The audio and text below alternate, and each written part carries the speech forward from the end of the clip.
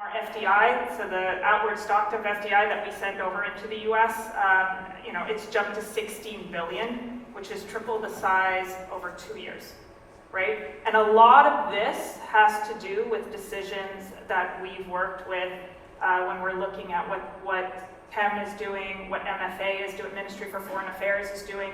I mean, this is a massive group ecosystem effort to make sure that we see Finnish success expand in the US, and I'm happy to go in on that. Now, I've worked with Petri and his team for years. We looked at the FDI vision for Finland. That's a report we launched a few years ago where Finland needs a vision for FDI, for getting investments into this country, and that's a question of leadership.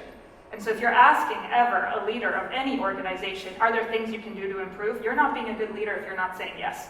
So obviously, there are things that absolutely need to happen. For me, it's not about a single leader, it's about the idea, and I love that you mentioned the Vietnamese example. It's about the vision for the country. I think, right. I don't know if it's a substance or a communications issue, but I cannot tell where Finland's going to be in 10 years right now.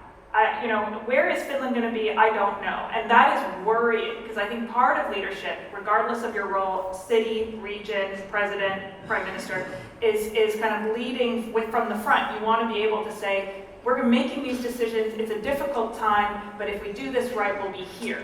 And it's interesting because I go to a lot of events where we talk about scenarios. Scenario planning is so hot in Finland. It's everyone scenario plans, but it's always about the world around us.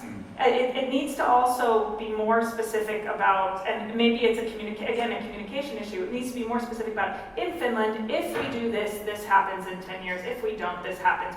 Which version do we want as a country? And to me, that's really unclear. I think there are a lot of excellent think tanks that we have in this country. Eva and Etla, I attend a lot of their events, and they've done some excellent reports on, for example, immigration. What happens to our country's workforce and our tax base if we have immigrants at this level, at this level, at this level? What happens if we don't? What does it look like? What do our key cluster industries, those industries that we want to make strong, look like if we're not bringing people in? And I think as a country, we need to decide, who do we want to be in 10 years?